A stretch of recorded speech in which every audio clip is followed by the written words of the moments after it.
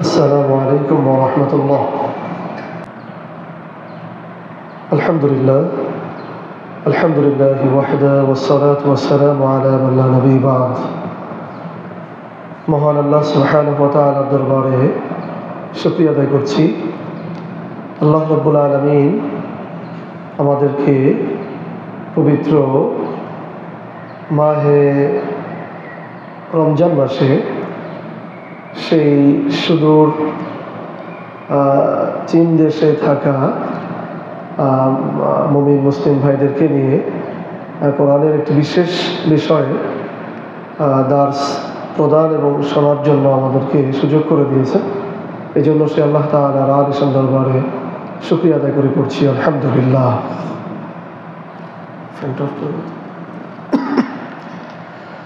প্রিয় ভাইরা, আমাদের নির্ধারিত দার্সের বিষয় আল কোরআনের আইন বিশ্লেষণ।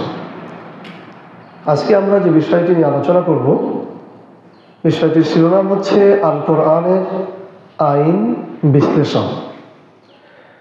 প্রিয় ভাইরা, আমরা রমজান মাস অতিবাহিত করছি। আমরা সকলেই অবগত আছি যে রমজানের বিশেষ মর্যাদা রয়েছে, সম্মান রয়েছে। এ মাসে আল্লাহ সুবহানাহু ওয়া তাআলা আসমানের কল্যাণের দরজাগুলিকে খুলে দেন, জাহান্নামের দরজা বন্ধ করে দেন, জান্নাতের দরজাগুলিকে উন্মুক্ত করে দেন এবং আল্লাহ তাআলার অবারিত রহমত পৃথিবীবাসীর উপর প্রেরণ করেন। এসব কিছুর পেছনেই মূলত যে বিষয়টি রয়েছে তা হচ্ছে এ মাসে আল্লাহ রাব্বুল আলামিন আল কোরআন অবতীর্ণ করেছেন। দুঃখিত, আমার একটু ঠান্ডা লাগছে, এই জন্য হয়তো কাশির একটু সমস্যা হতে পারে মাঝে মাঝে। আমার কাছে তৌফিক কামনা করছি, আল্লাহ তাআলা আমাদেরকে শেষ পর্যন্ত সুস্থ থেকে কথা বলার সুযোগ দান করুন, আমিন।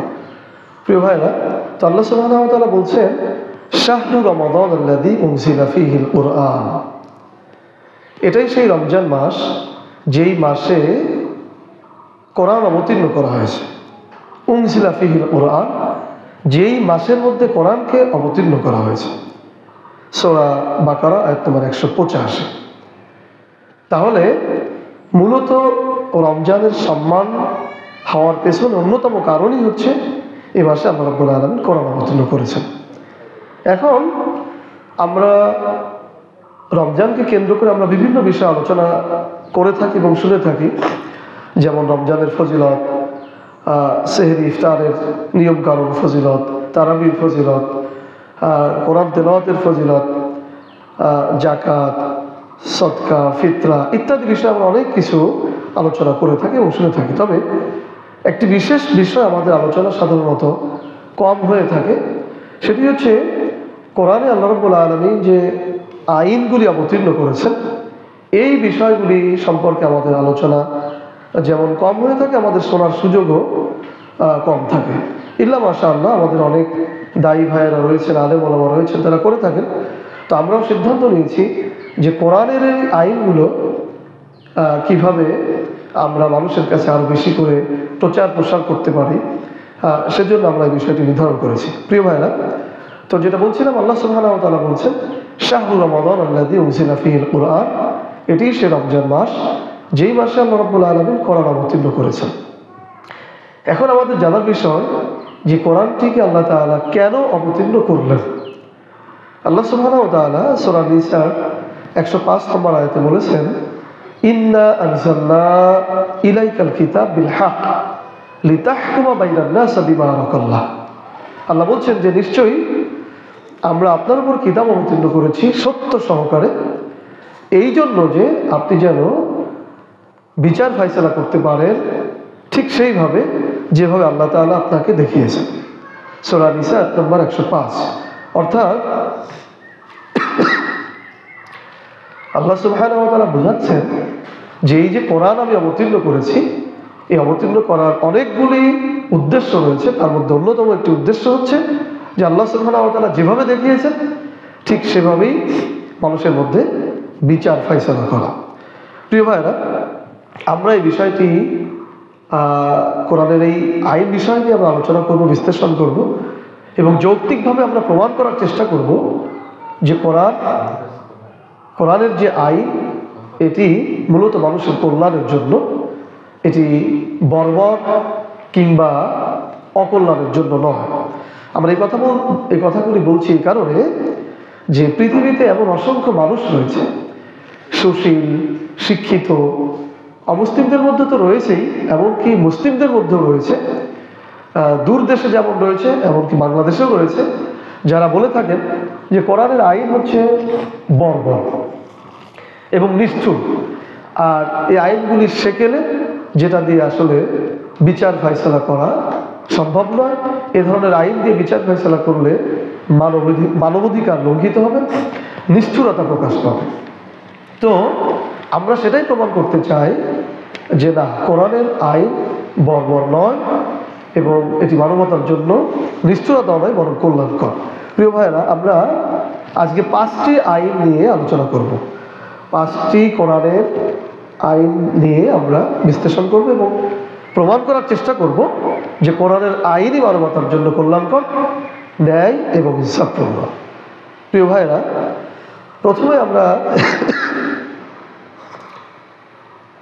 প্রথমে আমরা যে আইনটি নিয়ে আলোচনা করব, কোরআনের আইন বা দণ্ডবিধি 1, মানুষ হত্যা সংক্রান্ত আইন। প্রথমে আমরা যে আইনটি আলোচনা করব সেটি হচ্ছে মানুষ হত্যা সংক্রান্ত আইন।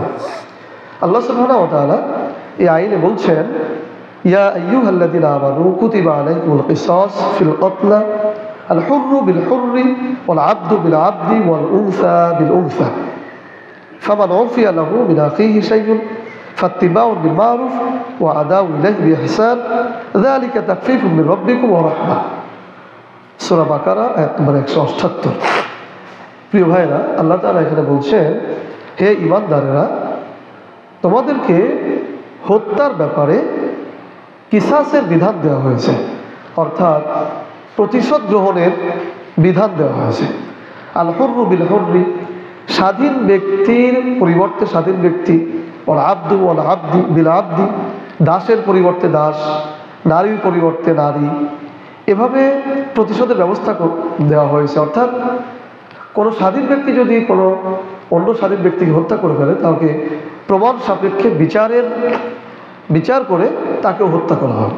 কোনো দাস যদি অন্য কোনো দাসকে হত্যা করে, তাকেও বিচারের সাপেক্ষে একইভাবে হত্যা করা হবে। কোনো নারী যদি অন্য কোনো নারীকে হত্যা করে, তাকেও বিচারের মাধ্যমে হত্যা করা হবে। প্রিয় ভাইরা, এটি হচ্ছে মূলত দণ্ডবিধি বা আইন। আমাদের অনেক মুসলিম সুশীল শিক্ষিত ভাইয়েরা রয়েছেন বা আইনবিদেরা রয়েছেন, তারা এই আইনের এই অংশটুকু পড়ে অনেক সময় বলতে চান যে কোরআনের এই আইনটি বর্বর বা নিষ্ঠুর। কারণ একটা মানুষ হয়তো কোনো কারণে কাউকে হত্যা করে ফেলেছে, তাকেও আবার হত্যা করতে হবে, এটি আসলে সঠিক হলো না। এই জন্যই দেখা যায় যে আমাদের দেশে বা বিভিন্ন দেশে ব্রিটিশি যে ল রয়েছে, যে আইন রয়েছে, সেখানে তারা মৃত্যুদণ্ডের পক্ষে খুব বেশি কথা বলতে চান না এবং অনেক গড়িমসি করে থাকে। প্রিয় ভাইরা, তো আমরা এই আইনের এই একই দণ্ডবিধির কোরআনের সূরা বাকারার 178 নম্বর আয়াতের এই অংশের পরবর্তী অংশেই আবার আরেকটি কথা আল্লাহ সুবহানাহু ওয়া তাআলা বলেছেন যে ফামান উফিয়া লাহু মিন আখিহি শাইউন ফাত্তিবাউন বিল মারুফ। অর্থাৎ যদি কোনো ব্যক্তি, অর্থাৎ যাকে হত্যা করা হয়েছে, হত্যাকৃত ব্যক্তির ভাই যদি হত্যাকারীকে ক্ষমা করে বা দণ্ডবিধি জরিমানা নিয়ে বা অর্থদণ্ড নিয়ে তাকে ক্ষমা করতে চায়, ও আদাউ ইলাইহি বিইহসান, তাহলে যথাযথভাবে সেই অর্থদণ্ড কার্যকর করা উচিত বা বিচারের মাধ্যমে সেই অর্থদণ্ড প্রদানের মাধ্যমে হত্যাকারী ব্যক্তিকে ক্ষমা করার সুযোগ রয়েছে। আল্লাহ বলছেন, যালিকা তাখফীফুম মির রাব্বিকুম ওয়া রাহমাহ। অর্থাৎ এটি হচ্ছে যালিকা তাখফীফুম মির রাব্বিকুম ওয়া রাহমাহ, অর্থাৎ এটি আল্লাহর তোমাদের প্রতিপালকের পক্ষ থেকে ভার লাঘব এবং করুণা। প্রিয় ভাইয়েরা, তো আমরা জানলাম যে এই সূরা বাকারার 178 নম্বর আয়াতে আল্লাহ তাআলা হত্যা সংক্রান্ত যে দণ্ডবিধি দিয়েছেন, এই দণ্ডবিধির দুইটা পার্ট রয়েছে। প্রথম পার্টে সরাসরি শাস্তি কার্যকরের কথা বলা হয়েছে, আর দ্বিতীয় পার্টে দ্বিতীয় অংশে আবার ক্ষমা করার কথা বলা হয়েছে। এখানে মানুষ স্বাধীনভাবে যে কোনো একটি বিষয় গ্রহণ করতে পারে। তো আমরা বলতে পারি যে কোরআনের আইন যে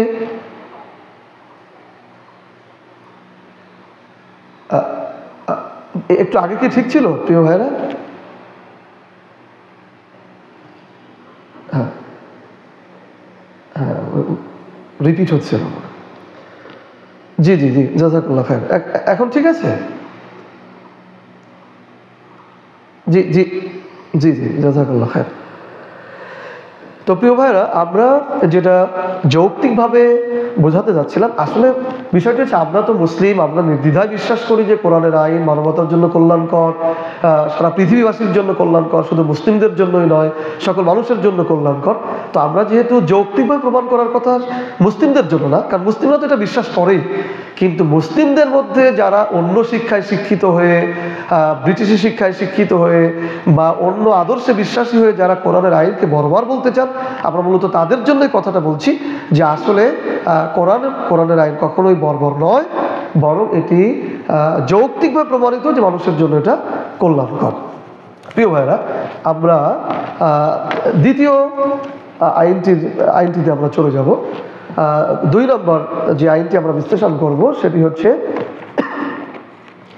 মানুষকে অন্যায়ভাবে আঘাত সংক্রান্ত আইন। মানুষকে অন্যায়ভাবে আঘাত সংক্রান্ত আইন, অর্থাৎ কোনো মানুষ যদি অন্যায়ভাবে কাউকে আঘাত করে ফেলে তার শাস্তি কি হবে, আল্লাহ সুবহানাহু ওয়া তাআলা এই শাস্তির ব্যাপারে আল্লাহ তাআলা কি বলেছেন। আল্লাহ সুবহানাহু ওয়া তাআলা যে দণ্ডবিধি দিয়েছেন সেখানে আল্লাহ বলছেন, وَكَتَبْنَا عَلَيْهِمْ فِيهَا أَنَّ النَّفْسَ بِالنَّفْسِ وَالْعَيْنَ بِالْعَيْنِ وَالْأَنْفَ بِالْأَنْفِ وَالْأُذُنَ بِالْأُذُنِ وَالسِّنَّ بِالسِّنِّ وَالْجُرُحَ قِصَاصٌ فَمَنْ تَصَدَّقَ بِهِ فَهُوَ كَفَّارَةٌ لَهُ। আল্লাহ সুবহানাহু ওয়া তাআলা বলছেন যে আমি তাওরাত কিতাবে তাদের জন্য বিধান দিয়েছিলাম নফসের পরিবর্তে নফস, অর্থাৎ জীবনের পরিবর্তে জীবন। কেউ যদি কাউকে হত্যা করে তাহলে তাকে হত্যা করা হবে। ওয়াল আইনা বিল আইনি, কেউ যদি কারো চোখ নষ্ট করে দেয় তাহলে চোখের বদলে তার চোখও নষ্ট করে দেওয়া হবে বা চোখে আঘাত করা হবে। ওয়াল আনফা বিল আনফি, কানের বদলে কান, নাকের বদলে নাক। ওয়াল উযুনা বিল উযুন, কানের বদলে কান। ওয়াসসিন্না বিস সিন্নি, দাঁতের বদলে দাঁত। ওয়াল জুরহা কিসাস, আর আঘাতের বদলে আঘাত। অর্থাৎ যদি কেউ কারো দাঁত আঘাত করে ভেঙে ফেলে তারও দাঁত ভেঙে ফেলা হবে, কারো কান কেটে ফেললে কান কেটে ফেলা হবে, নাক কেটে ফেললে নাক কেটে ফেলা হবে, আঘাত দিলে সমপরিমাণ আঘাত দেওয়া হবে। এটি হচ্ছে মূলত আল্লাহ সুবহানাহু ওয়া তাআলা বিধান দিয়েছিলেন তাওরাত কিতাবে। তো তাওরাত কিতাবের বিধান যেহেতু কোরআনে আল্লাহ তাআলা উল্লেখ করেছেন, এটাও পরবর্তী উম্মার জন্য মুসলিমদের জন্য এই আইনটাও একইভাবে গ্রহণযোগ্য। প্রিয় ভাইরা, আমাদের আলোচ্য বিষয় যেখানে, এটি হচ্ছে সূরা মায়েদার 45 নম্বর আয়াত। আমাদের আলোচ্য বিষয়টি হচ্ছে এই আয়াতের প্রথম অংশ পড়ে আমাদের দেশের বা বাহিরের অনেক আইনবিদ বা যারা লয়ার আছেন, ব্যারিস্টার আছেন, তারা বলতে চান যে কোরআনের এই আইনটিও বর্বর বা মানবাধিকার লঙ্ঘন করে এই আইনগুলো। কারণ একজন হয়তো কাউকে আঘাত করে তার হাতটা কেটে ফেলেছে, নতুন করে আবার তার হাত কেটে ফেলতে হবে, এটা তো আসলে মানবাধিকার লঙ্ঘন হলো। তো বিষয়টি হচ্ছে যে আসলে এই শাস্তিগুলোর দেওয়ার পেছনের কারণ হচ্ছে এগুলি আল্লাহ সুবহানাহু ওয়া তাআলা অন্য আইনে বলেছেন নাকালাম মিনাল্লাহ, অর্থাৎ দৃষ্টান্তমূলক শাস্তি।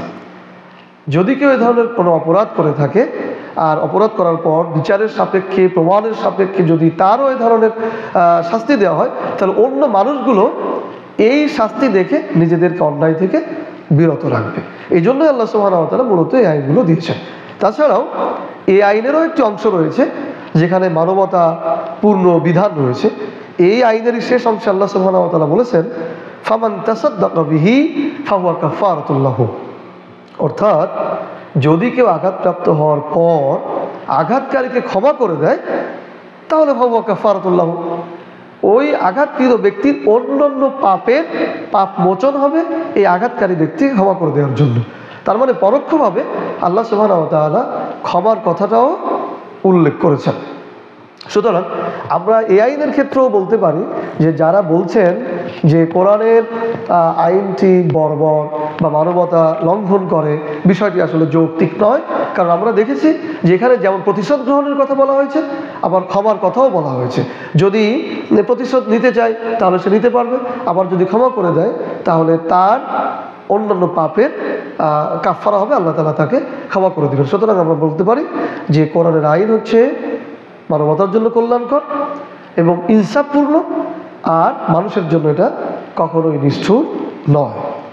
প্রিয় ভাইরা, আমার কথা শুনতে পাচ্ছেন আপনারা?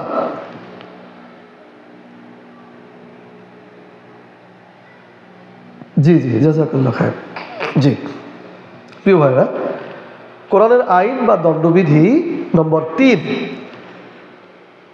নম্বর আইনে দণ্ডবিধিতে আমরা যেটা বলবো সেটি হচ্ছে চুরি সংক্রান্ত দণ্ডবিধি। আল্লাহ সুবহানাহু ওয়া তাআলা বলছেন, ওয়াসারিকু ওয়াসারিকাতু ফাকতাউ আইদিয়াহুমা জাযাআন বিমা কাসাবা নাকালাম মিনাল্লাহ আল্লাহু আজিজুল হাকীম। সূরা মায়েদা আয়াত নম্বর 38।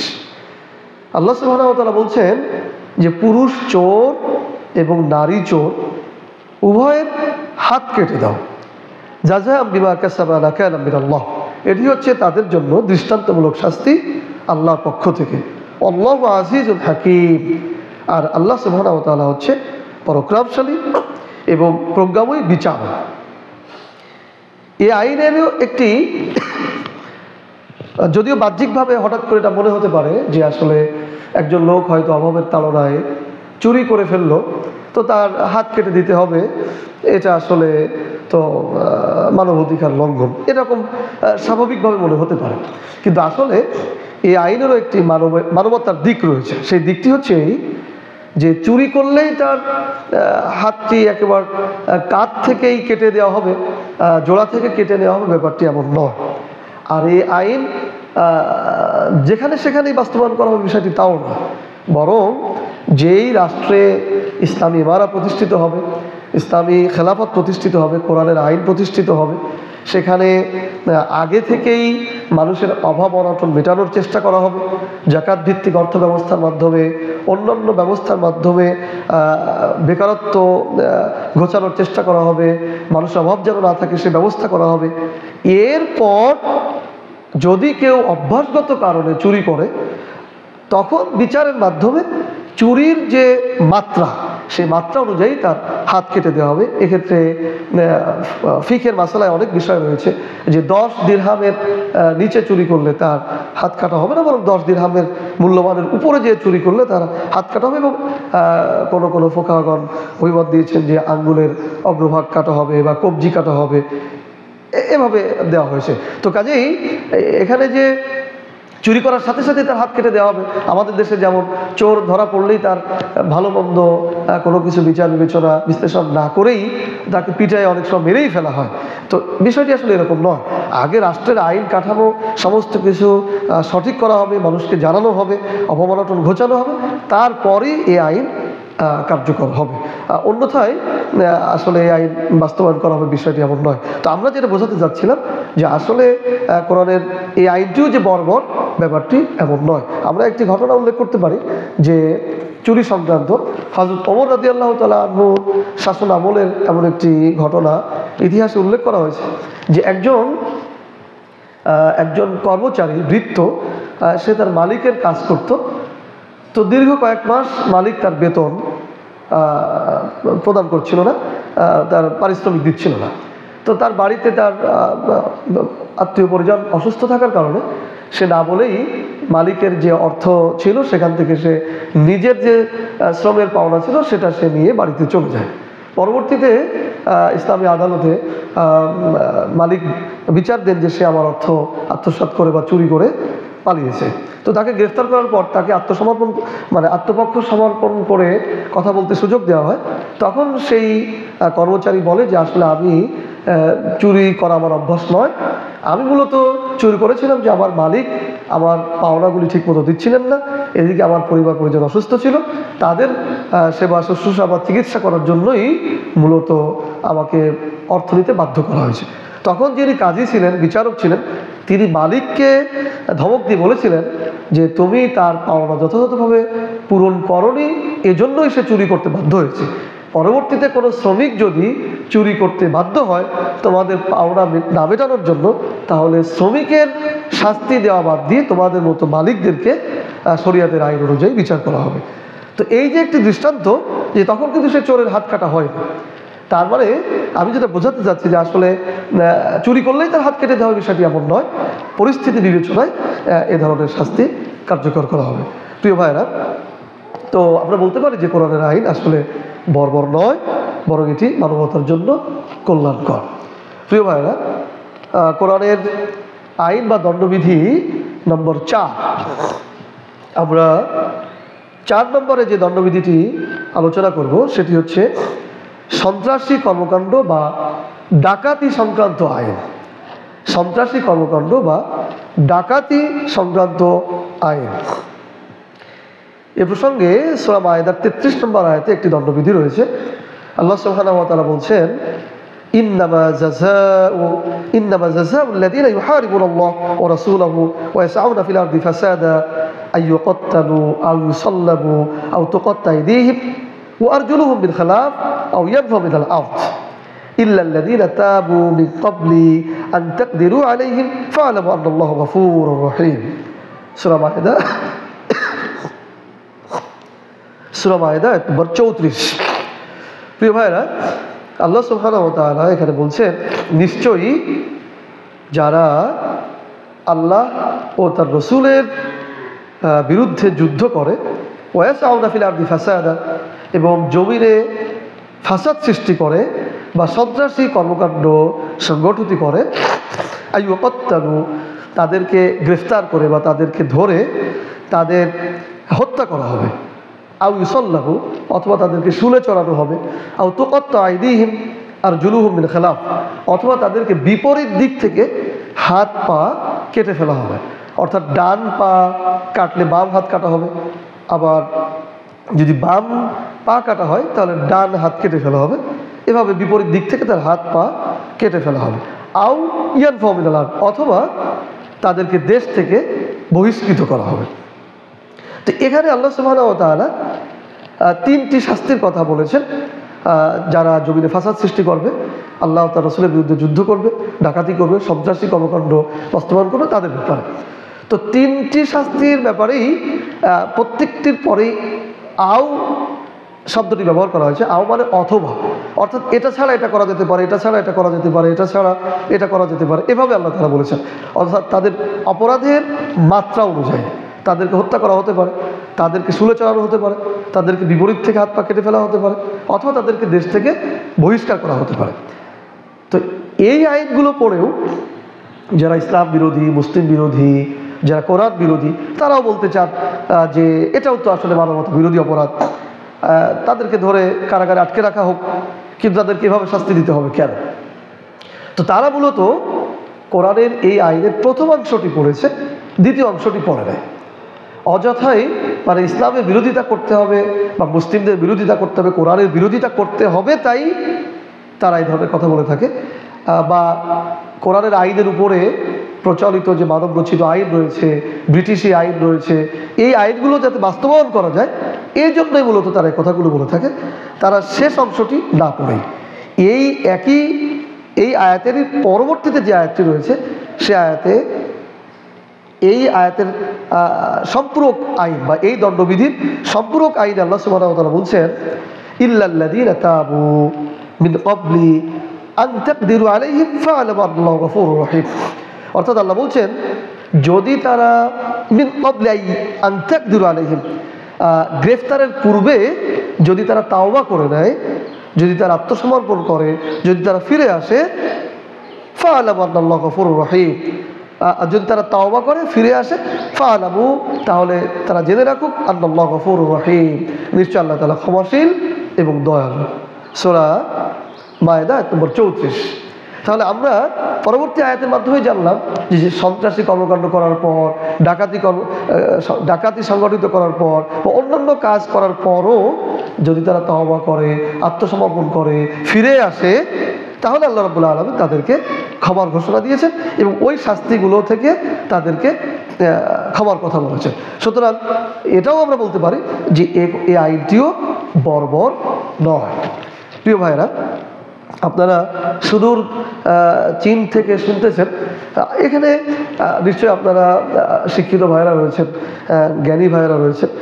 এই আইনটির সাথে সাথে আপনাদেরকে আরেকটি বিষয় আমরা বলতে চাই, সেটি হচ্ছে আমাদের অনেক মুসলিম শাসক রয়েছেন বা মুসলিম দেশের শাসক রয়েছেন, যারা এই আয়াতটাকে দলিল হিসাবে গ্রহণ করে বা আইন হিসাবে গ্রহণ করে ওই দেশে যারা ইসলামিক আইন প্রতিষ্ঠিত করতে চায় বা ইসলামিক ইমারা বা ইসলামিক খেলাফত প্রতিষ্ঠিত করতে চায়, কোরআনের আইন প্রতিষ্ঠিত করতে চাওয়ার কারণে যারা প্রচলিত ব্যবস্থার বিরুদ্ধে কথা বলে বা প্রচলিত ব্যবস্থার বিরুদ্ধে জনমত তৈরি করার চেষ্টা করে, ওই দেশের শাসকগণ এই আয়াত দিয়ে আবার তাদেরকে সন্ত্রাসী বলে আখ্যায়িত করেন এবং তাদেরকেও এই ধরনের শাস্তি দিতে চান। কিন্তু এখানে একটি বিষয় আমাদের সে সকল মুসলিম শাসকদের বোঝা উচিত যে আল্লাহ সুবহানাহু ওয়া তাআলা প্রথমে যে কথাটি বলেছেন, ইন্নামা জাযাউল্লাযীনা ইউহারিবুনাল্লাহ ওয়া রাসূলাহু, এখানে তাদের শাস্তির কথা বলা হয়েছে যারা আল্লাহ এবং তার রসুলের বিরুদ্ধে যুদ্ধ করার সিদ্ধান্ত নিয়েছে বা সন্ত্রাসী কর্মকাণ্ড করার সিদ্ধান্ত নিয়েছে। তো যারা আল্লাহর জমিনে, আল্লাহর ভূখণ্ডে যারা ইসলামী শাসন প্রতিষ্ঠিত করতে চায়, খেলাফত প্রতিষ্ঠিত করতে চায়, কোরআনের আইন বাস্তবায়ন করতে চায়, তারা তো মূলত আল্লাহ এবং তার রসুলের পক্ষেই চেষ্টা করতে চায়, তারা তো আল্লাহ এবং তার রসুলের বিরুদ্ধে নয়। সুতরাং যে দেশের আমাদের মুসলিম শাসকেরা এ ধরনের আয়াত দিয়ে আমাদেরই মুসলিম ভাইদের উপরে নিপীড়ন নির্যাতন চালাচ্ছেন, এটা আসলে যৌক্তিক নয়, বরং এটি তাদের জন্য বর্বর যে কোরআনের আইন দিয়ে যারা কোরআন প্রতিষ্ঠিত করতে চাইছে তাদের উপরেই নির্যাতন করছে। তো আমরা সেই সকল শাসকদেরকে বলতে চাই যে আসলে আপনাদের এটি একটি ভুল সিদ্ধান্ত। আমাদের যে সমস্ত মুসলিম ভাইয়েরা মুসলিম খেলাফা বা এবারা কোরআনের আইন প্রতিষ্ঠিত করতে চায়, তারা মূলত সন্ত্রাসী নয়, বরং তারা আল্লাহর আইন প্রতিষ্ঠিত করার জন্য, তাওহীদ প্রতিষ্ঠিত করার জন্য, মানবতার কল্যাণ প্রতিষ্ঠিত করার জন্যই তারা চেষ্টা করে থাকে। আল্লাহ আমাদেরকে সেই সকল শাসকদেরকে সঠিক বুঝদান করুন, আমিন। প্রিয় ভাইরা, আমরা 5 নম্বর, আমরা আলোচনার প্রায় শেষের দিকে চলে আসছি, আমরা 5 নম্বর যে আইনটি নিয়ে আলোচনা করব, কোরআনের আইন বা দণ্ডবিধি নম্বর 5, ব্যভিচার বা বিবাহ বহির্ভূত শারীরিক সম্পর্ক সম্পর্কিত আইন। ব্যভিচার বা বিবাহ বহির্ভূত শারীরিক সম্পর্ক সম্পর্কিত আইন। এই আইনে আল্লাহ সুবহানাহু ওয়া তাআলা বলেছেন, আয-যানিয়াতু ওয়াজ-যানী ফাজলিদু কুল্লা ওয়াহিদিন মিনহুমা মিয়াতা জালদা, সূরা নূর আয়াত নম্বর 2। আল্লাহ সুবহানাহু ওয়া তাআলা বলছেন, ব্যভিচারিণী মহিলা, ব্যভিচারী পুরুষ, ফাজলিদু কুল্লা ওয়াহিদিন মিনহুমা মিয়াতা জালদা, উভয়ের উপরে 100 বেত্রাঘাত করো। এটি হচ্ছে মূলত ব্যভিচার সংক্রান্ত আইন। অর্থাৎ বিবাহের পূর্বেই যদি কেউ বিবাহ বহির্ভূতভাবে নারী পুরুষের সম্পর্ক স্থাপন করে, তাহলে আল্লাহ বলছেন যে তাদেরকে 100 বেত্রাঘাত করতে হবে। কোরআনের এই আইনটি নিয়ে ব্যাপক সমালোচনা রয়েছে বাংলাদেশ সহ বহির্বিশ্বে, যে হয়তো কেউ আবেগের বশবর্তী হয়ে ব্যভিচার করে ফেলেছে, তো তাকে 100 বেত্রাঘাত করতে হবে কেন? এটা মানুষের ইচ্ছার বিরুদ্ধের কাজ বা মানবাধিকার লঙ্ঘনের কাজ। এভাবে বহির্বিশ্বের অনেক আইনবিদ, এমনকি আমাদের দেশের লোকেরাও এটা বলতে চান যে ব্যভিচারের এই আইন আসলে ইসলাম সঠিক করে নাই। প্রিয় ভাইরা, এই আইনের বিশ্লেষণে আমরা বলবো যে কোরআনের এই আইনটিও, ব্যভিচার সংক্রান্ত যে আইন, এটি অবশ্যই যৌক্তিক এবং এটি মানবতার জন্য কল্যাণকর। এটা আমরা মুসলিম, এই জন্য আমরা এটা দাবি করে বলছি ব্যাপারটি তা নয়, আমরা কিছু কথা বললে এটা বুঝবো। তা হচ্ছে ইসলামে বা কোরআনে ব্যভিচার সংক্রান্ত আইন রয়েছে 2টি। অর্থাৎ একটি হচ্ছে অবিবাহিত নারী পুরুষের ব্যভিচার সংক্রান্ত শাস্তি, আর একটি হচ্ছে বিবাহিত নারী পুরুষের শাস্তি। এখানে একটি লক্ষণীয় বিষয় হচ্ছে যে আল্লাহ সুবহানাহু ওয়া তাআলা অবিবাহিত নারী পুরুষের শাস্তিকে কম করেছেন, আর বিবাহিত নারী পুরুষের শাস্তি বেশি দিয়েছেন। অবিবাহিত নারী পুরুষের শাস্তি দিয়েছেন 100 বেত্রাঘাত, আর বিবাহিত নারী পুরুষদের শাস্তি দিয়েছেন রজম, অর্থাৎ মৃত্যুদণ্ড, দেশ হতে বহিষ্কার, 100 বেত্রাঘাত এবং পাথর মেরে বা ভিন্নভাবে মৃত্যুদণ্ড কার্যকর করা। এখানে লক্ষণীয় বিষয় হচ্ছে যে আল্লাহ সুবহানাহু ওয়া তাআলা কতটা মানবতা প্রকাশ করেছেন যে অবিবাহিতরা হয়তো আবেগের বশবর্তী হয়ে এটা করে ফেলতে পারে। এই জন্য আল্লাহ সুবহানাহু ওয়া তাআলা 100 বেত্রাঘাত দিয়েই সেটাকে শেষ করেছেন। কিন্তু যারা বিবাহিত তাদের যেহেতু এটা প্রয়োজন নেই, এই জন্য আল্লাহ সুবহানাহু ওয়া তাআলা এই ভিন্ন কাজের জন্য তাদেরকে বেশি শাস্তির কথা বলেছেন। এখন আমরা আসবো যে এই শাস্তির প্রয়োজনটা কেন? কারণ ব্যভিচার করলে তো আর কেউ মারা যায় না, এর জন্য আসলে এত বড় শাস্তি কেন দিতে হবে? আল্লাহ কেন এটা দিলেন? ইসলামে কেন ব্যভিচারের এই শাস্তিটা নিয়ে আসে? এখানে প্রথম বিষয় হচ্ছে আল্লাহ সুবহানাহু ওয়া তাআলা এই শাস্তিটি দিয়েছে মূলত নৈতিকতা রক্ষার জন্য। আমরা জানি যে পৃথিবীতে পরিবার প্রথা একটি গুরুত্বপূর্ণ বিষয়। পরিবার প্রথা যদি ভেঙে যায় তাহলে আসলে মানব প্রজন্মের বেড়ে ওঠা বা তাদের নৈতিকতা নিয়ে বেড়ে ওঠা, ভালো মানুষ হয়ে বেড়ে ওঠাটা অনেকটা বাধাগ্রস্ত হয়ে পড়বে, যেটা আমরা বহির্বিশ্বে অনেক সময় দেখে থাকি। যে ইসলামে পরিবারটাকে খুব গুরুত্ব দেওয়া হয়েছে, আর পরিবারে প্রধান হচ্ছে একজন নারী, একজন পুরুষ, আর তাদের মধ্যে একসাথে থাকার যে মৌলিক বিষয়টা থাকে সেটি হচ্ছে নারী পুরুষের মধ্যে আল্লাহ সুবহানাহু ওয়া তাআলা একটি আকর্ষণ তৈরি করে দিয়েছেন এবং নিয়ম নীতির মধ্যে থেকে একটা সম্পর্ক দিয়েছেন। সেই সম্পর্কের টানেই তারা একসময় একত্রিত হয় এবং এভাবেই আল্লাহ সুবহানাহু ওয়া তাআলা পৃথিবীটাকে সুন্দরভাবে নিয়ন্ত্রণ করে রেখেছেন। কিন্তু যখন ব্যভিচারটা ছড়িয়ে পড়বে, বিবাহ বহির্ভূতই নারী পুরুষের এই আকর্ষণ বা আগ্রহটা বাস্তবায়ন করার সুযোগ থাকবে, তখন তারা পরিবারের এই ঝামেলাটা আর গ্রহণ করতে চাইবে না। ফলে মানব প্রজন্মের বিঘ্ন ঘটবে এবং পিতৃ পরিচয়হীন সন্তান বেড়ে যাবে, সমাজে একটা বিশৃঙ্খলা তৈরি হবে। এজন্যই মূলত আল্লাহ সুবহানাহু ওয়া তাআলা ব্যভিচারের এই শাস্তিটি দিয়েছেন। প্রিয় ভাইরা, এখানে লক্ষণীয় আরও একটি বিষয় রয়েছে যে ব্যভিচারের শাস্তি, কেউ ব্যভিচার মানে হঠাৎ করেই তার ব্যভিচারের শাস্তি কার্যকর করা হবে ব্যাপারটি এমন নয়। এ ব্যাপারে ফিকে অনেক মাসালা রয়েছে যে ব্যভিচারের শাস্তি বাস্তবায়ন করতে হলে অবশ্যই চারজন সাক্ষী রাখতে হবে। হঠাৎ করেই সেটা বাস্তবায়ন করা হবে, কোথাও কাউকে একটা অপবাদ দিয়েই শাস্তি কার্যকর করা হবে, ব্যাপারটি মোটেও তা নয়। চারজন সাক্ষী থাকতে হবে এবং সেখানে পুরুষরা থাকতে হবে, চাক্ষুষ প্রমাণ থাকতে হবে এবং এই আইন সম্পর্কে আগেই ঘোষণা দেওয়া থাকতে হবে। যেখানে সেখানে আইন বাস্তবায়ন করা হবে ব্যাপারটি তাও নয়। এবং যে দেশে আইন বাস্তবায়ন করা হবে সেখানে বিবাহকে সহজ করা হবে, শালীনতা নৈতিকতা ঠিক রাখা হবে, নারী পুরুষরা যেন হঠাৎ করে এই ধরনের সম্পর্কে জড়াতে না পারে সে জাতীয় ব্যবস্থা গ্রহণ করা হবে।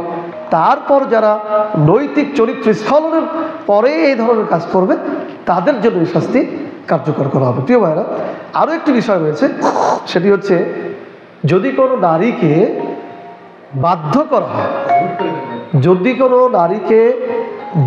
করা হয় ব্যভিচার করতে, তার ব্যাপারে আল্লাহ সুবহানাহু ওয়া তাআলা সরাসরি ক্ষমার ঘোষণা দিয়েছেন। এই একই সূরা নূরের 33 নম্বর আয়াতে আল্লাহ সুবহানাহু ওয়া তাআলা বলছেন যে অমাইয়ুকরিহুন্না ফাইন্নাল্লাহা মিন বা'দি ইকরাহিন্না গফুরুর রহিম, যে যদি কোনো নারীকে ব্যভিচার করতে, পতিতাবৃত্তি করতে বাধ্য করা হয়, ফাইন্নাল্লাহ মিন বা'দি ইকরাহিন্না, তার অপছন্দের পরেও যদি তাকে কাজটা করতে বাধ্য করা হয়, তাহলে তারা জেনে রাখুন যে গফুরুর রহিম, আল্লাহ তাদের ব্যাপারে ক্ষমাশীল, পরম দয়ালু। সূরা নূর আয়াত নম্বর 33। অর্থাৎ আল্লাহ সুবহানাহু ওয়া তাআলা বোঝাতে যাচ্ছেন যদি কোনো নারীকে বাধ্য করা হয় তাহলে তার ব্যাপারে আল্লাহ তাআলা ক্ষমাশীল। এই আয়াতের একটি সারে নজুল রয়েছে যে রাসূল সাল্লাল্লাহু আলাইহি ওয়াসাল্লামের সময়ে একজন ধনী ব্যক্তি, যিনি পরবর্তীতে ইসলাম গ্রহণ করেছিলেন, এজন্য তো তার একজন ধনী ব্যক্তি, তিনি তার দাসী ছিল অনেকগুলা, তাদেরকে দিয়ে পতিতাবৃত্তি করাতো। তো আল্লাহ সুবহানাহু ওয়া তাআলা আয়াত অবতীর্ণ করলেন যে তোমরা তোমাদের যে সকল দাসীরা পতিতাবৃত্তি করতে চায় না, ব্যভিচার করতে চায় না, তাদেরকে জোর করে পতিতাবৃত্তি করায় তাদের কাছ থেকে অর্থ সংগ্রহ করো না। তখন আল্লাহ সুবহানাহু ওয়া তাআলা ওই নারীদেরকে উদ্দেশ্য করে বলেছেন যে নারীরা বাধ্য হয় পতিতাবৃত্তি করতে, তাদের ব্যাপারে আল্লাহ ক্ষমাশীল। প্রিয় ভাইরা, আমরা এখানে যেটা বোঝাতে চাচ্ছি যে আমাদের যে সকল ভাইয়েরা মুসলিম বোনেরা বা ভাইয়েরা আর অমুসলিমরা তো বলেই থাকে, যারা বলে যে কোরআনে নারীদেরকে অধিকার দেওয়া হয়নি বা কোরআনে ব্যভিচারের শাস্তির ব্যাপারে নারীদেরকেই দোষারোপ করা হয়েছে, অথবা রজম করে হত্যা করতে হবে কেন, 100 বেত্রাঘাত করতে হবে কেন। আসলে তারা পরিপূর্ণভাবে আইনটি বিশ্লেষণ করে নাই বা আইন সম্পর্কে তারা পরিপূর্ণ জ্ঞান অর্জন করে নাই, যার ফলেই তারা এই ধরনের কথা আসলে বলেছে। বিষয়টি যদি আমরা বিশ্লেষণ করি তাহলে আমরা দেখতে পাই যে অবিবাহিতদের জন্য এক ধরনের শাস্তি দিয়েছেন। আল্লাহ এখানে ইনসাফ করেছেন যে অবিবাহিতরা হঠাৎ করে ব্যবচার করে ফেলতে পারে সামাজিকতার কারণে, রাষ্ট্রীয় কারণে, অশ্লীলতার কারণে, এই জন্য তাদেরকে একটু ছাড় দেওয়া হয়েছে। আর বিবাহিতদের ব্যাপারে বেশি কঠোরতা আরোপ করা হয়েছে এই জন্য তারা এটা কেন করবে, তারা যদি এটা ব্যাপকভাবে করে তাহলে সমাজে বিশৃঙ্খলা সৃষ্টি হবে। আর যদি কেউ পতিতাবৃত্তি করতে বাধ্য হয় তাদেরকে আল্লাহ সুবহানাহু ওয়া তাআলা ক্ষমার ঘোষণা দিয়েছেন। সুতরাং আমরা বলতে পারি যে কোরআনের এই আইনটিও নারীদেরকে যে অপমান করা হয়েছে বা মানবতা লঙ্ঘিত হয়েছে, বিষয়টি মোটেও তা নয়। প্রিয় ভাইরা, আমার কথা কি আপনারা শুনতে পাচ্ছেন?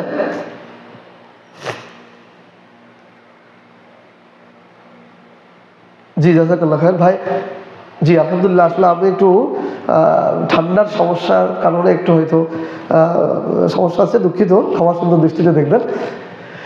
প্রিয় ভাইয়েরা, আমরা বর্তমানে এখন যে আইনটির কথা আমরা বলবো, একটি সম্পূরক আইন। বর্তমান বাংলাদেশে সবথেকে বেশি যে আইনটি বাস্তবায়ন করার জন্য দাবি উঠছে সকল শ্রেণীর মানুষদের কাছ থেকে, যারা তাওহীদবাদী তারা বা যারা ইসলামের বাইরের তারা সবাই এই দাবি জানাচ্ছে, সেটি হচ্ছে ধর্ষণের শাস্তি মৃত্যুদণ্ড। ধর্ষণের শাস্তি মৃত্যুদণ্ড দিতে হবে এবং এটা প্রকাশ্যে কার্যকর হতে হবে বা 7 দিনের মধ্যে কার্যকর করতে হবে, এমন একবারে সাধারণ জনগণ থেকে নিয়ে শুরু করে রাষ্ট্রের ঊর্ধ্বতন দায়িত্বশীল পর্যন্ত একই দাবি জানাচ্ছে। প্রিয় ভাইরা, আমরা বলতে চাই যে ইসলামের ধর্ষণের শাস্তি হচ্ছে প্রকাশ্যে মৃত্যুদণ্ড। এই শাস্তিটি এখন বলা হয়েছে ব্যাপারটি তা নয়, বরং রাসূল সাল্লাল্লাহু আলাইহি ওয়াসাল্লাম যখন জীবিত ছিলেন, জীবিত থাকা অবস্থায় তিনি এই ধর্ষণের শাস্তি মৃত্যুদণ্ড কার্যকর করেছেন। ঘটনাটি ছিল এরকম যে রাসূল সাল্লাল্লাহু আলাইহি ওয়াসাল্লামের যুগে এক ইয়াহুদি ব্যক্তি একজন বালিকাকে নির্যাতন করে তার থেকে তার অলঙ্কার আদি ছিনিয়ে নেয় এবং তাকে নির্যাতন করে আর পাথর মেরে তার মাথাকে থেতলে দেয়। থেতলে দেওয়ার পর যখন সেই বালিকাকে তার নিকটাত্মীয়রা পায়, নিকটাত্মীয়রা প্রাথমিক সেবা দিয়ে যখন মুহাম্মদ সাল্লাল্লাহু আলাইহি ওয়াসাল্লামের কাছে নিয়ে আসেন, তো মুহাম্মদ সাল্লাল্লাহু আলাইহি ওয়াসাল্লামের কাছে মূলত বিচারের জন্য নিয়ে আসা হয়েছিল। তো মুহাম্মদ সাল্লাল্লাহু আলাইহি ওয়াসাল্লাম তখন বালিকার কাছে প্রশ্ন করেছিলেন একজন নির্দোষ ব্যক্তির নাম উল্লেখ করে যে তোমাকে কি অমুক ব্যক্তি নির্যাতন করেছে? সে মাথা নাড়িয়ে বলেছিল যে না। দ্বিতীয়বার আবার বললেন যে তোমাকে কি অমুক ব্যক্তি নির্যাতন করেছে? সে বলল না।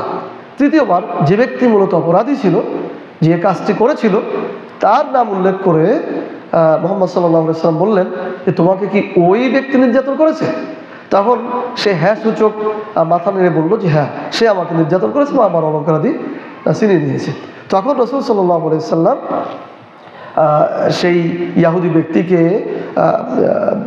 ধরে আনতে পাঠালেন বা ধৃত করলেন, গ্রেফতার করলেন এবং তাকে একইভাবে, অর্থাৎ ওই বালিকাকে যেভাবে পাথর মেরে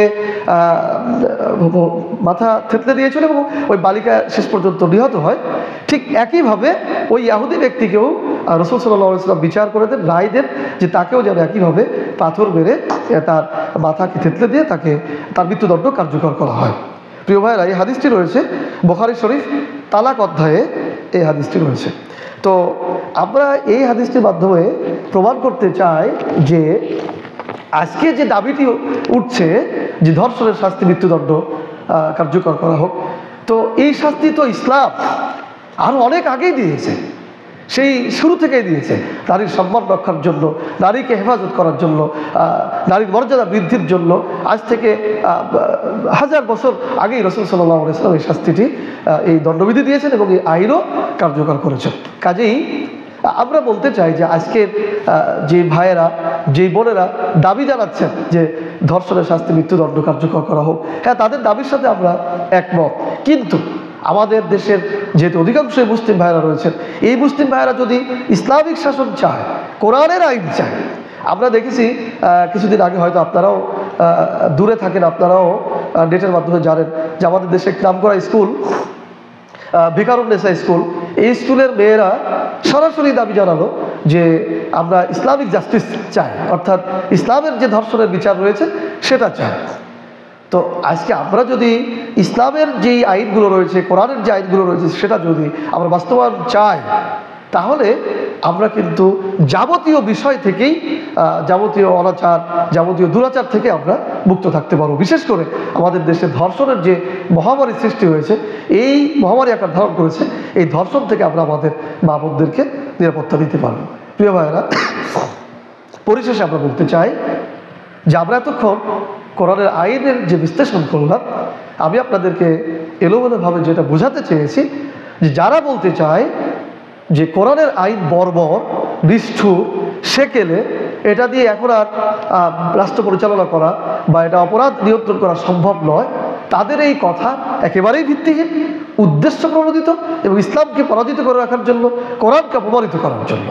বরং আমরা যৌক্তিকভাবে প্রমাণ করব বা করতে চাই বা করেছি, এবং ইতিহাস প্রমাণ করেছে, এবং অতীতে যখন খেলাফত ছিল এবং বর্তমানেও যে সমস্ত দেশে ইসলামিক এমারা রয়েছে, ইসলামিক শাসন রয়েছে, সেখানে আপনারা দেখবেন যেখানে কোরআনের আইন বলবৎ রয়েছে সেখানে পৃথিবীর সব থেকে অপরাধ কম এবং সেখানে সব থেকে মানুষ নিরাপত্তা বেশি পাচ্ছে। সুতরাং আমাদের দেশে বা পৃথিবীর যে কোনো দেশে যদি কোরআনের আইনটা বাস্তবায়ন করা হয়, তাহলে অবশ্যই সেখানে মানবতা প্রতিষ্ঠিত হবে এবং সুবিচার প্রতিষ্ঠিত হবে। প্রিয় ভাইরা, বিশেষ করে আমরা যারা মুসলিম রয়েছি, আমাদের কোরআনের আইনের চাওয়ার বাইরে যাওয়ার কোনো সুযোগ নেই। কোনোভাবে আমরা কোরআনের আইনের বাইরে অন্য কোনো আইনকেই সমর্থন করতে পারি না, তাহলে আমাদের ঈমানই প্রশ্নবিদ্ধ হয়ে যাবে। কারণ আল্লাহ সুবহানাহু ওয়া তাআলা বলছেন, ওয়ামান আহসানু মিনাল্লাহ হুকমান লিকওমি ইউমিনুন, সূরা মায়েদা 50 নম্বর আয়াত। আল্লাহ বলছেন, ওয়ামান আহসানু মিনাল্লাহ হুকমান লিকওমি ইউমিনুন, যারা নিশ্চিত বিশ্বাসী, যারা নিশ্চিত ঈমানদার, তাদের কাছে কি আমি আল্লাহ ছাড়া আর কেউ বিচারক আছে, আর কেউ দণ্ডদাতা আছে, আর কেউ আইন প্রণেতা আছে? আল্লাহ তাআলা প্রশ্ন করেছেন। তো আমরা যারা মুসলিম, আমাদের কাছে একমাত্র বিচারক হচ্ছেন, একমাত্র আইনদাতা হচ্ছেন আল্লাহ সুবহানাহু ওয়া তাআলা। আল্লাহ তাআলা কোরআনে যে আইন দিয়েছেন সেটাই আমাদেরকে বাস্তবায়ন করার চেষ্টা করতে হবে এবং সেটাই আমাদেরকে সমর্থন দিতে হবে। আমরা কোনোভাবেই অন্য কোনো আইনকে সমর্থন দিতে পারি না এবং অন্য কোনো আইন প্রতিষ্ঠিত হোক এটাও আমরা চাইতে পারি না। প্রিয় ভাইরা, তো রমজান মাস, এই মাসে কোরআন অবতীর্ণ হয়েছে। আমরা মনে করি, আমরা বর্তমান বিশেষ করে আপনারা সচেতন, আলহামদুলিল্লাহ, হয়তো আপনারা অনেক ভালো জানেন, আপনারা চীন দেশে থেকেও, একটি অমুসলিম রাষ্ট্র থেকেও যেহেতু ইসলামের ব্যাপারে আপনাদের আগ্রহ রয়েছে বা আপনারা কোরআনের বিষয়ে ধৈর্য ধরে দীর্ঘ সময় শুনছেন, তো নিঃসন্দেহে আপনারা এ ব্যাপারে অবগত আছেন। তো একটি বিষয় হচ্ছে যে আমাদের দেশের বা এই ভারতবর্ষের লোকেরা তারা মনে করে যে কোরআন হচ্ছে সওয়াবের গ্রন্থ, শুধু কোরআন তেলাওয়াত করতে হয়, পড়তে হয়, সওয়াব হয়, এতটুকুই। এটা দিয়ে তাবিজ লিখতে হয়, রোগ সেরে যায়, বাড়িতে খতম দিতে হয়, এই ধরনের এই চিন্তা ভাবনা আমাদের মধ্যে কাজ করে। কিন্তু কোরআন যে একটি আইন গ্রন্থ, কোরআন যে সংবিধান, কোরআন দিয়ে যে রাষ্ট্র পরিচালনা করা যায়, কোরআন দিয়ে যে আদালত ব্যবস্থা পরিচালনা করা যায়, কোরআন দিয়ে যে অর্থ ব্যবস্থা পরিচালনা করা যায়, এই বিষয়গুলির জ্ঞান আমাদের সাধারণ জনগণের মধ্যে অনেক কম। এই জন্য কোরআন যেহেতু রমজান অবতীর্ণ হয়েছে, তাই আসুন আমরা আরও বেশি করে ছড়ানোর চেষ্টা করি যে কোরআন শুধুমাত্র সওয়াবের গ্রন্থ নয়, বরং এটি একটি আইন গ্রন্থ। আল্লাহ সুবহানাহু ওয়া তাআলা যে আইন বাস্তবায়ন করার জন্য আদেশ দিয়েছেন এবং সরাসরি বলেছেন, ওমান লাম ইয়াহকুম বিমা আনজালাল্লাহ ফাউলাইকা হুমুল কাফিরুন, যারা আল্লাহর যা বিধান অনুযায়ী বিচার ফয়সালা করে না তারা কাফির। আল্লাহ তাআলা স্পষ্ট বলেছেন, আল্লাহ তাআলার আইন যারা বাস্তবায়ন করতে বাধা হয়ে দাঁড়ায় তাদেরকে আল্লাহ তাআলা তাগুত বলেছেন। আল্লাহ তাআলার আইনকে যারা অবজ্ঞা করে তাদেরকে আল্লাহ তাআলা ফাসিক বলেছেন। আল্লাহ তাআলার সার্বভৌমত্বকে তারা লঙ্ঘন করেছে।